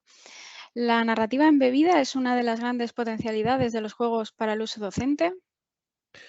Pues yo creo que sí, yo creo que eso, también como decía Sheila, de hacer cosas sin que se den cuenta, pues es una de las maneras, ¿no? De hecho, yo estaba escuchando a Sheila y lo estaba escuchando ya, yo como estaba ya en mi rollo de embebido y emergente, ¿no? Digo, claro, se la ha colado ahí, no era porque ella lo ha dicho, no era la historia principal de lo que tenían que tratar, pero pasaba, y he dicho, ¿qué es eso, no? Entonces, sí, está claro, ¿no? De poner cosas que no estén delante de tus ojos, que no parezca lo evidente, pero que realmente es el meollo. Y yo creo que sí, yo también cuando veía este tema pensaba, esto es evidentemente muy útil para usar el rol de manera educativa. Muchísimas gracias, Justo. Voy a la siguiente pregunta también. Ahí la he perdido. De Albert. Podríamos hablar, esta también para Justo, podríamos hablar de narrativa embebida implícita cuando en un cuadro pictórico, por ejemplo, el artista incluye detalles que tienen un significado oculto para los no iniciados en mitología, por ejemplo. Pues la verdad es que ahí ya me pillas un poco. No sé yo si soy una persona tan experta como para decir eso, pero sí, o sea, sí, digamos que si el cuento, o sea, si una obra de arte a veces tiene un aporte narrativo y hay otra parte oculta, pues sí, supongo que también podría ser. Ya digo que eso sí, ya nos estamos yendo dentro de lo que los teóricos que usan este tema, pues lo aplicaría. De todas maneras, sí que estos términos hay gente que al revés lo aplica todo. De hecho, pues la propia Ruth Aylett hablaba de que el fútbol tenía una narrativa emergente y tal y cual, o sea que ya es uno de estos términos que o se puede aplicar a todo o al final solo se aplica a una cosa concreta para que la gente no lo toque. Muchísimas gracias, Justo. Voy a ver la siguiente pregunta también de Leandro. Pregunta para David. No sé si podrías mencionar algún ajuste que haya que realizar en el uso del rol cuando va destinado a niños de espectro autista. Bueno, desde mi posición de no experto en el tema, sí que he encontrado información referente a que las hojas de personaje tienen que entenderlas, tienen que poder interactuar con los elementos de la hoja. Entonces no puedes plantarle la hoja de Dungeon Dragon quinta y dejarle a que hagan el personaje porque pues no la van a entender o van a perder todo el interés y van a ir a otra cosa. Entonces tiene que adaptarse ya de partida a la hoja de personaje y la narrativa. Si incluye algo en lo que puedan identificarse o reflejarse, va a atraer su atención y va, pues no solo a interesarles, sino a motivarles a participar en ello. Como hemos visto, que se vean reflejados sus conflictos internos es un buen motor y un buen gancho para que ellos puedan empezar pues eso, a verse motivados y reflejados en la propia narrativa de los juegos de rol. A mí, si me lo permitís, me gustaría añadir a esto que está diciendo David, que ya han surgido juegos muy enfocados a niños de espectro autista. En concreto, Critical Core es un juego que salió por crowdfunding, por Kickstarter, hace como un par de años. Yo lo tengo en PDF, no lo he comprado en físico, pero trata del Game Master como un facilitador y de hecho le incluye una guía acerca de cómo tratar a los chicos cuando tienen problemas. La forma en la que estructura la hoja de personaje es completamente distinta. La creación de aventuras te la describe más en base a los objetivos que quieres conseguir con los niños en esa aventura en concreto, y se diferencia mucho La verdad es que se diferencia mucho de lo que es un juego de rol pues, más tradicional, por decirlo así, ¿no? Os lo recomiendo mucho a los interesados en el tema, sobre todo la guía del facilitador, que son 64 páginas, estoy viendo, y está muy, muy, muy bien. Michel, ¿es una guía específica para profesionales o está abierta al público general? No, es para cualquiera que quiera dirigir a niños de espectro autista. Precisamente el enfoque que tiene es asumiendo, por un lado, que tú no sabes cómo funciona ese mundillo, cómo tratar a esas personas en concreto, qué tipo de problemas puedes encontrarte cuando estés jugando con ellos, pero sí que tiene partes más enfocadas a gente que ya sí es un poco más experta con algunos consejos y utilizando términos más propios de la profesión. Ya, de verdad que yo os la recomiendo muy mucho porque está muy, muy bien. Gracias. Muchísimas gracias a los dos también por compartir pues bueno, pues este también conocimiento sobre esta cuestión. La verdad es que es bastante compleja. Veo aquí otra pregunta para cualquiera de los cuatro. ¿Cómo de difícil veis que un profesional de la docencia o la asistencia que no juega a rol se forme lo suficiente en ello como para utilizar el rol en su campo formativo o asistencial? Pues yo, si me permitís, yo diría que tan difícil casi como cualquier otra cosa. Quiero decir que como docentes de repente nos dice, ahora hay que aprenderos las ODS y hacer proyectos de ODS y tal y cual, y pues ya está, pues hay que aprenderlo. Ahora hay que aprenderte el entorno Google, no sé qué, porque vamos a... Pues te lo aprendes. Entonces, yo creo que a veces tenemos un prejuicio de que buah, esto solo van a ser ciertas personas. Pues no, evidentemente, como tantas otras cosas, habrá un interés. Yo cuando daba charlas a profesores de gamificación, pues yo veía ya las caras de algunos que era como, una chorrada, me está contando el friki este, y otros que estaban ahí apuntando y evidentemente, pues ¿cuál de los dos le va a ser más fácil? Pues creo que todos podemos hacer una inferencia, ¿no? Pero no es más difícil que todas las demás cosas que tenemos que aprendernos para ser docentes y estar al día y hacer las cosas que tenemos que hacer.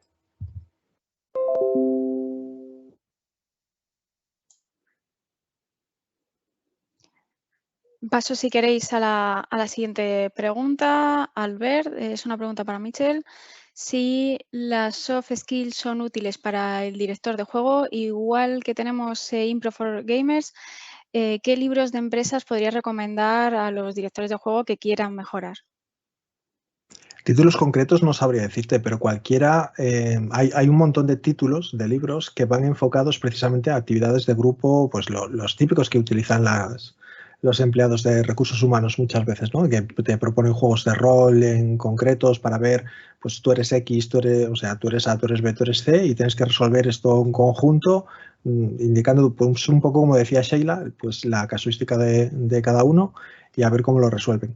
Sé que hay libros específicos sobre el tema, pero yo os digo, yo personalmente no conozco ningún título en concreto. Vamos.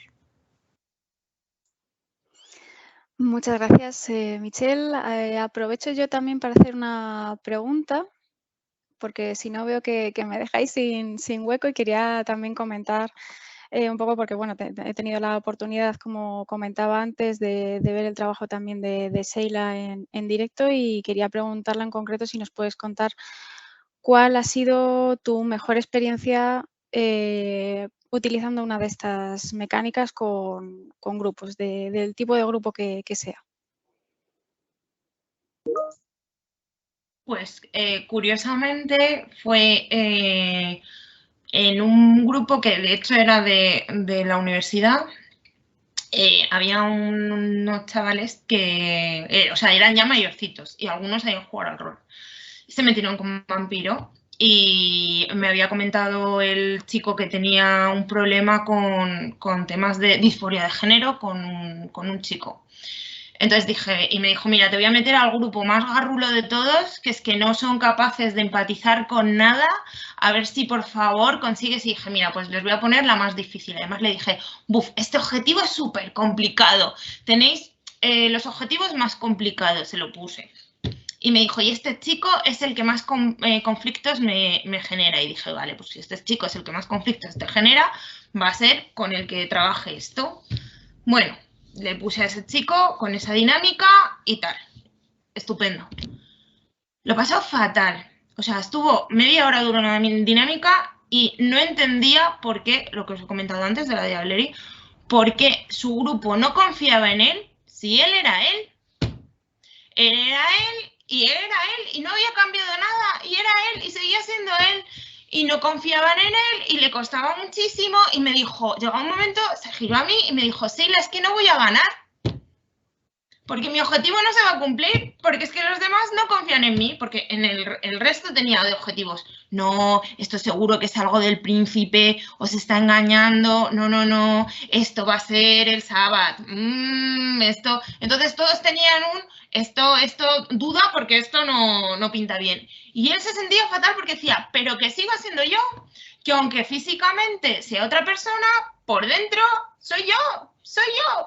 Y no lo grababa. Y media hora y me dijo eso.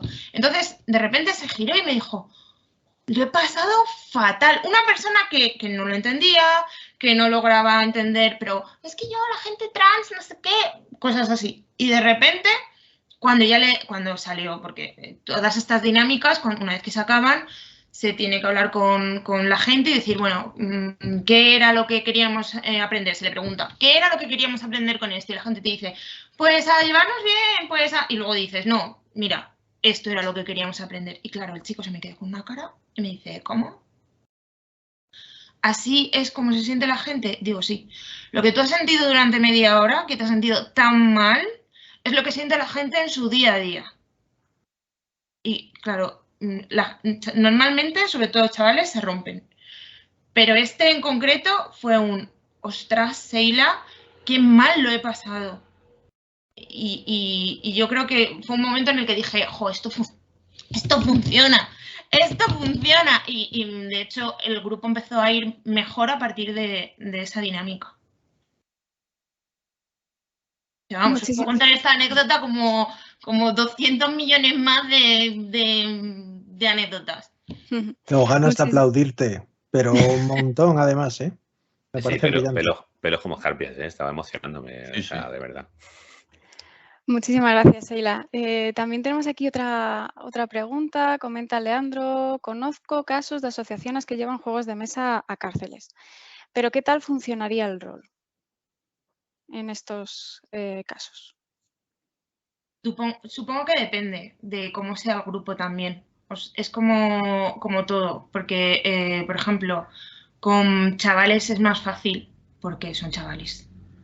Chavales, yo soy muy amplia con chavales, ¿vale? Yo tengo 34 años y para mí sigo siendo una chavala.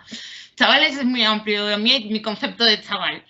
Chaval va desde, no sé, 9 años hasta 35 o 40. O sea, para mí chaval es muy amplio, para que entendáis. Pero quiero decir que es más fácil con gente de, pues, 15, 16, 17, 20 años, 25, que con un señor que ha tenido una situación con 40 o con 45 en una cárcel. Entonces, yo creo que en esos casos, que sí que me gustaría trabajar con ello, pero va a ser imposible, va a ser muy difícil. Sería mejor hacer no tanto estas dinámicas que yo hago, que son cortitas y que sirven para aprender cosas muy concretas, sino trabajar con una partida más larga de varios días, dependiendo de lo que queramos trabajar. Y siempre y cuando sea, ¿qué es lo que queremos conseguir con esa gente? ¿Queremos que empatice? ¿Queremos que se lleven mejor entre ellos? ¿Qué es lo que se quiere lograr con ese grupo? Y ver si ese grupo se puede trabajar con él o no. O sea, yo había grupos en un centro de menores en los que pues no se podía trabajar con ciertos chavales. Tenías que saber con qué chavales podías trabajar y con qué no, que todos han cometido delitos, pero hay chavales con los que se puede trabajar y chavales con los que no se puede trabajar. Muchísimas gracias, Seila. No sé si alguien más quiere hacer algún comentario o queréis hablar entre vosotros, si no, pues cerraríamos ya por hoy. ¿No hay más cuestiones? Vale, bueno, pues si os parece, cerramos ya el me cierro el audio así sin querer. Bueno, muchas gracias por venir. Cerramos ya esta mesa. De verdad, gracias por participar. Gracias también a los que habéis estado haciendo preguntas también, que como decía antes, eso también añade valor a estas actividades que hacemos.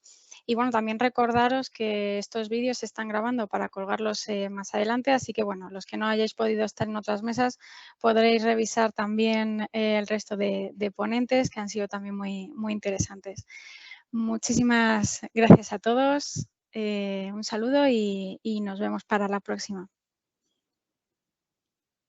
Muchas gracias, un placer. Hasta luego.